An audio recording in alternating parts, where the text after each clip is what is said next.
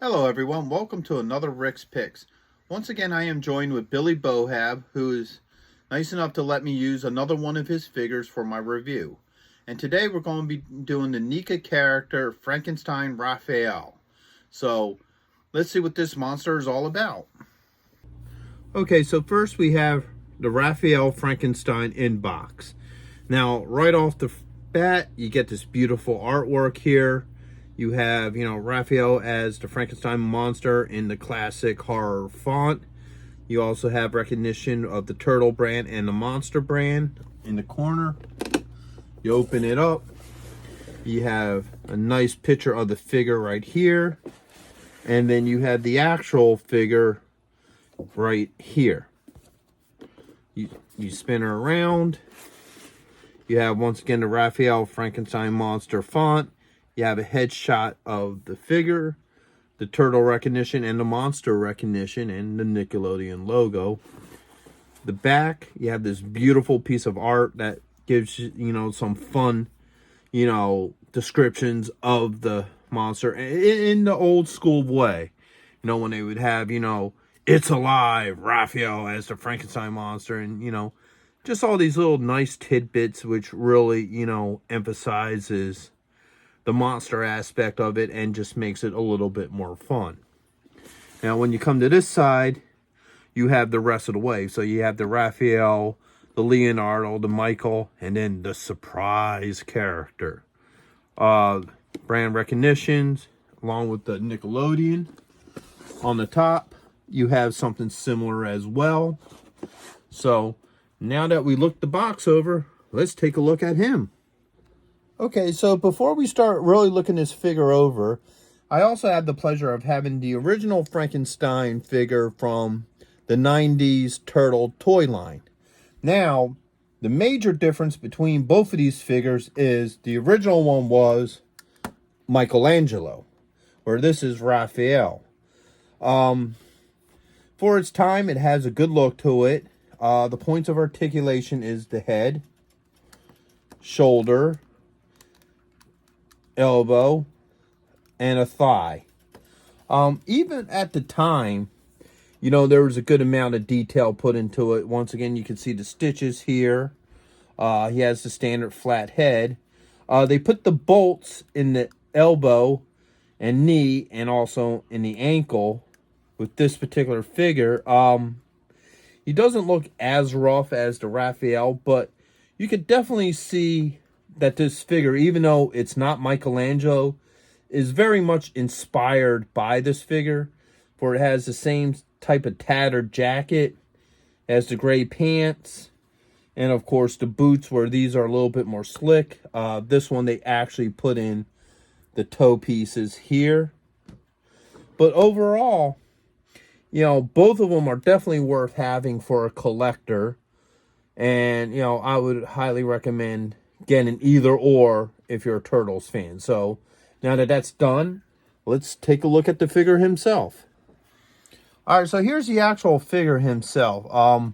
There's a lot of beautiful detail to this character, which I'm going to go over in a minute. But first, let's go over articulation. So first off, his head does move. A little bit stiff, but it is movable. You have a shoulder joint here that goes up and down. It's not on a ball, so you can't move it anyway. You have a 2 joint for the elbow. So there are 2 points of articulation in the elbow. The wrist goes back and forth, and it can go up and down, but it's a little stiff. Now, you also have a hip joint. You have a knee joint. It does move. And then you also have an ankle joint. He's a little back heavy, so you have to lean him forward just a hair to make him stand, but he will stand. There we go. Now, let's look over some of the detailing that they did with this character. The nice thing about this wave is the nuance and details. Okay, for starters, you got some really neat stitch work here to the neck. You have a bolt here. You got the bolt, which has a hose that connects in the back. You also have a couple of the old school steampunk style gauges. They use real chain on them, which is pretty neat. You can look and see like he has like patches of like a sewer cover, you know, to put them together. He has this little piece here that holds his chains, and you know, there's cracks and, you know, pieces holding his head together. You know, he even has little bolts here in the ankles. So, and he also has these little loops here that you could put his size in. When they made this figure, they definitely paid attention to detail. I mean, there's a lot of nice detail to him. He does come with a couple of accessories. He comes with 4 different hands. So here's one of them. Here's another, which is a fist for both hands.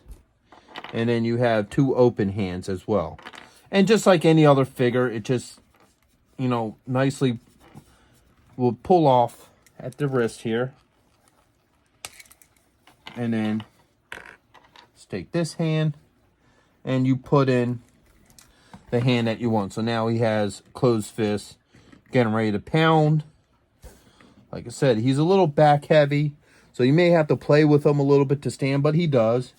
And the neat thing is his size, he has the 2, are sort of designed like lightning bolts with conductors on the sides, which is kind of neat. It has a, you know, nice, you know, effect to go along with the figure, and they just slide nicely in the front. Take that one, put it like that. And then, you know, you have your open hand, so you can also put a sai in the hand. There you go. So you could do it either way. You can have them with the sai. You can have them in, you know, the belt piece. If you like horror movies and you love the Ninja Turtles, I would highly recommend this figure and probably the rest of this line. So that's my review of the Raphael Frankenstein monster. I hope you all enjoy. If you did, leave a comment, like, subscribe, share, and I'll see you guys in the next one. Later.